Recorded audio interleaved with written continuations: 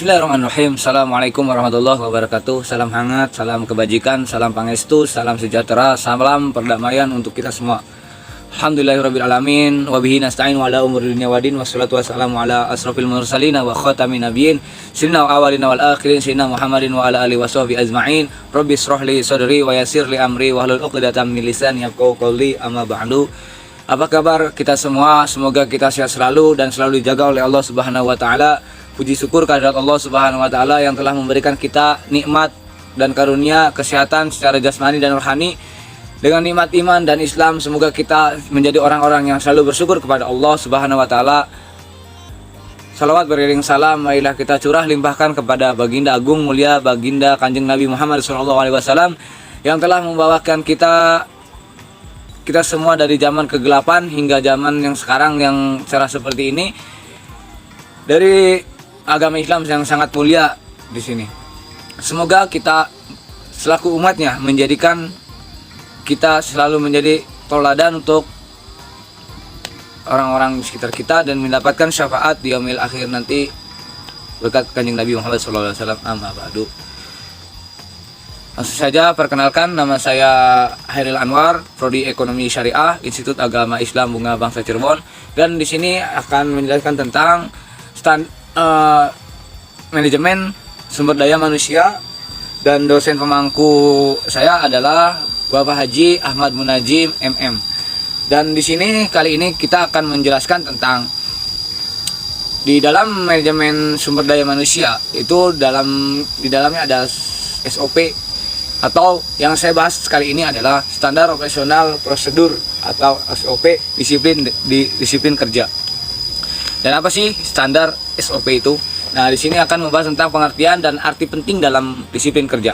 Untuk mencapai tujuan organisasi diperlukan kerjasama serasi dalam tim kerja dan kesadaran yang tinggi bagi setiap anggota organisasi, atau bekerja sama secara sungguh-sungguh serta patuh terhadap peraturan yang telah disepakati. Secara umum, disiplin seseorang dapat dilihat dari perilaku tersebut dan dalam menjalankan tugasnya. Secara lebih mendalam, kedisiplinan di sini membuat dimensi sikap yang melibat mental seseorang. Jadi ketika di dalam perusahaan kita butuh namanya tim untuk menggapai sebuah tujuan-tujuan dalam atau target-target dalam perusahaan. Dan di dalam organisasi butuh yang namanya kerjasama atau teamwork untuk kita mewujudkan perusahaan itu harus berkembang atau lebih maju lagi. Dan disiplin kerja merupakan suatu sikap dan perilaku yang berniat untuk mentaati segala peraturan organisasi yang didasarkan atas kesadaran, mentaati segala peraturan organisasi yang didasarkan atas kesadaran diri untuk menyesuaikan dengan peraturan organisasi. Disiplin kerja juga merupakan salah satu faktor penting dan sebuah perusahaan. Bayangkan jika perusahaan tidak menerapkan disiplin kerja, maka ada banyak kekacauan yang terjadi dalam peraturan perusahaan tersebut. Akan banyak permasalahan yang muncul jika karyawan tidak disiplin di kerja. Jadi ketika di dalam perusahaan, bayangkan ya, ketika di dalam sebuah perusahaan besar, nah di situ tidak ada disiplin atau tata tertib atau prosedur yang telah dibuat dari perusahaan tersebut, maka perusahaan akan kacau dan tidak terukur tolak ukurnya seperti apa. Dan di sini pentingnya sebuah perusahaan mewujudkan organisasi atau menciptakan SOP untuk standar operasional prosedur dalam sebuah perusahaan, agar perusahaan atau usaha atau organisasi secara baik dan lebih tertib lagi, lebih baik dan lebih maju lagi. Dan lanjut, indikator disiplin kerja. Nah, di sini kriteria dalam disiplin kerja dapat dikelompokkan menjadi 3, yaitu yang pertama disiplin waktu. Disiplin waktu di sini diartikan sebagai sikap atau tingkah laku yang menunjukkan ketaatan terhadap jam kerja yang meliputi kehadiran dan kepatuhan karyawan pada jam kerja. Karyawan melaksanakan tugas dengan tepat waktu dan benar. Nah, di sini kenapa sih disiplin waktu? Nah, penting karena di dalam perusahaan atau di dalam organisasi pasti ada waktu agar kita bisa menghargai waktu tersebut. ada jam operasional, masuk atau keluar, istirahat atau sholat, itu ada waktu-waktu tertentu dalam sebuah usaha atau perusahaan tersebut, dalam perusahaan. Maka kita harus mentaati ketertiban yang ada di situ agar perusahaan lebih maksimal. Untuk contoh, kalau di PT produksi dan sebagainya itu bisa dengan tepat waktu dan lebih taat terhadap waktu, karena waktu itu lebih berharga dari emas ya. Jadi kita harus belajar untuk diri kita sendiri bagaimana kita menghargai waktu. Begitu banyak, begitu penting namanya waktu, agar kita bisa menghargai sebuah waktu tersebut, karena waktu itu lebih berharga daripada emas. Yang lanjut, disiplin peraturan. Disiplin peraturan di sini yang kedua, peraturan maupun data tertib yang tertulis atau tidak tertulis dibuat agar tujuan sesuatu organisasi dapat dicapai dengan baik. Untuk itu dibutuhkan sikap setia dari karyawan terhadap komitmen yang telah ditetapkan tersebut. Kesetiaan di sini berarti taat dan patuh dalam melaksanakan perintah dari atasan dan peraturan tata tertib yang telah ditetapkan, serta ketaatan karyawan dalam menggunakan kelengkapan pakaian seragam yang telah ditentukan organisasi atau perusahaan yang ada di situ. Nah, di sini disiplin peraturan. Nah, peraturan tuh kan ada peraturan yang tertulis atau tidak tertulis ya. Tapi dalam sebuah perusahaan itu dalam SOP pasti ada yang namanya perusahaan-perusahaan yang menulis sebuah peraturan-peraturan di dalam perusahaan di sini. SOP di sini contohnya kayak gini. Di dalam perusahaan ada yang namanya attitude ya. Kayak rambut harus rapi dan kumis dipotong, tidak berjenggot. Nah, itu SOP dalam perusahaan. Contoh dalam mungkin peraturan-peraturan yang ada ketika bekerja di dalam untuk merokok, karena mungkin bisa menghambat berjalannya pekerjaan atau tentang kinerja yang akan menghancurkan seperti itu. Jadi penting namanya peraturan disiplin di sini. Dan di sini kayak menggunakan seragam, mungkin harus rapi ya, menggunakan dasi dan baju dimasukkan, itu namanya peraturan-peraturan di dalam perusahaan tersebut. Dan yang ketiga, lanjut, yang terakhir di sini disiplin tanggung jawab. Salah satu wujud tanggung jawab karyawan adalah penggunaan dan pemeliharaan peralatan yang sebaik-baiknya sehingga dapat menunjang kegiatan kantor berjalan dengan lancar, serta adanya kesanggupan dalam menghadapi pekerjaan yang menjadi tanggung jawab sebagai seorang karyawan. Oke, baik. Di sini pentingnya disiplin tanggung jawab. Jadi tanggung jawab kita dalam perusahaan itu penting agar kita bisa memaksimalkan pekerjaan atau tanggung jawab kita dengan baik. Dan di sini memelihara peralatan. Contoh ya, ketika kita di sebuah PT atau produksi, kita menggunakan mesin produksi, itu kita memelihara peralatan-peralatan di situ sebagaimana tanggung jawab kita sebagai karyawan untuk menjaga peralatan-peralatan itu dengan sebaik-baiknya agar PT atau perusahaan bisa berjalan dengan baik dan mempunyai aset-aset yang baik, tidak ada kegagalan atau permasalahan-permasalahan yang ada. Kita sebagai karyawan harusnya bertanggung jawab dalam diri kita sendiri agar memelihara sebuah peralatan dengan baik. Dan lanjut, yang ketiga adalah faktor-faktor mempengaruhi disiplin kerja. Faktor yang sangat pengaruh dalam disiplin kerja adalah pemimpin. Asumsi adalah bahwa pemimpin mempunyai pengaruh langsung atau sikap kebiasaan yang diperoleh pegawai.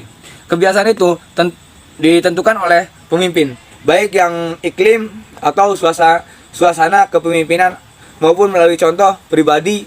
Karena itu, mendapatkan disiplin yang baik, maka pemimpin harus memberikan kepemimpinan yang baik pula. Menurut pendapat dari Singo di Medjo dalam sampling 2015 dikemukakan bahwa faktor yang mempengaruhi disiplin pegawai adalah yang pertama, besar kecil pemberian kompensasi. Nah, di sini terukur dong, setiap perusahaan pasti mempunyai gaji atau upah untuk pegawai atau karyawan yang akan diberikan gaji. Dan di sini pasti berbeda dong. Bagaimana perusahaan memberikan kompensasi terhadap karyawan, tentunya lebih baiknya, dan di situ pasti ada UMKM atau UMK di standar per kota-kota kita, supaya agar bisa mencukupi perekonomian atau perekonomian yang ada di sebuah karyawan tersebut. Dan lanjut, yang kedua adalah ada tidaknya kepemimpinan, keteladanan kepemimpinan dalam perusahaan.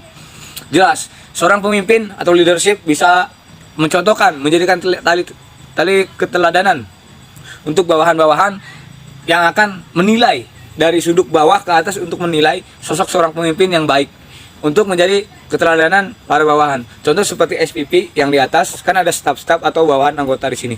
Agar yang di bawah ini menyontohkan atau melihat dari keteladanan kepemimpinan itu dengan baik. Dan lanjut yang ketiga, ada tidaknya aturan pasti dapat dijadikan pegangan. Tentu ada. Di dalam SOP pasti ada peraturan-peraturan untuk pegangan kita. Contoh tadi, ketika perusahaan tidak mengizinkan untuk merokok di dalam pekerjaan. Nah, di situ udah jelas, ketika peraturan yang dipegang itu udah jelas, karena faktor merokok itu banyak faktor-faktor yang menghalangi, kayak nanti bisa jadi kebakaran atau mengurangi kekuatan atau mengurangi aktivitas dalam pekerja, mengganggu orang lain dan sebagainya. Itu aturan-aturan yang dipegang. Dan yang keempat adalah keberanian pemimpin dalam mengambil tindakan. Nah, ini jelas seorang pemimpin, seorang leadership itu harus menjadi orang yang idealis lah, agar bisa mengambil tindakan atau keputusan yang tepat dan baik. Pasti dalam perusahaan pasti menemukan sebuah permasalahan yang ada. Tapi jika kepemimpinan ini udah menerapkan dirinya sebagai pemimpin dan menjadi leadership, itu pasti mengambil tindakan yang baik. Karena permasalahan itu pasti ada, yang tidak terduga dan yang terduga itu pasti ada di dalam sebuah perusahaan tersebut. Dan jelas pasti ada, kepemimpinan itu harus berani mengambil tindakan yang pasti dan lebih baik. Dan yang lanjut yang kelima, ada tidaknya pengawasan pemimpin. Jelas di sini di dalam SOP pasti ada jelas dong, melihat kondisi-kondisi pekerja atau karyawan-karyawan. Pemimpin harus keliling mengawasi bawahan-bawahan yang ada agar lebih maksimal atau lebih perfect lagi untuk pegawai-pegawai ada. Dengan kepemimpinan yang baik, seorang pemimpin dapat menegakkan disiplin kerja, karena karyawan akan menerima dan mematuhi segala peraturan dan kebijakan sebagai pelindung dari keberhasilan pekerjaan dengan kesejahteraan pribadi mereka. Disiplin yang baik adalah disiplin diri. Kecenderungan untuk normal adalah melakukan yang menjadi kewajiban dan menepati aturan permainan yang ada tanpa disadari. Ketika melakukan suatu tugas, disiplin bukan hanya mentaati peraturan yang ada dan menjalankan tugasnya dengan baik. Di balik disiplin adalah meningkatkan diri dari kemalasan. Jadi disiplin itu penting ya, karena kita menghargai pentingnya waktu, dan agar menghindari dari rasa-rasa malas. Dengan itu kita patut untuk disiplin, karena ada pepatah yang bilang disiplin adalah pangkai sukses untuk semuanya. Mungkin itu saja yang kali ini kita bisa sampaikan, dan semoga bermanfaat untuk kita semua. Kurang dan lebihnya saya ucapkan mohon maaf. Saya Hairil Anwar, Prodi Ekonomi Syariah, Institut Agama Islam Bunga Bangsa Cirebon, kelas 7B, dan matkul kuliah saya Pak Haji Ahmad Munajim MM. Semoga Allah selalu memberikan kesehatan pada beliau. Dan mungkin sekian dari saya pemaparan untuk manajemen sumber daya manusia, SOP, standar prosedur operasional. Dan di sini saya ucapkan terima kasih untuk semuanya. Kurang dan lebihnya saya ucapkan mohon maaf. Wallahu muwaffiq ila aqwamit thoriq. Wassalamualaikum warahmatullahi wabarakatuh. Thank you very much. See you next time.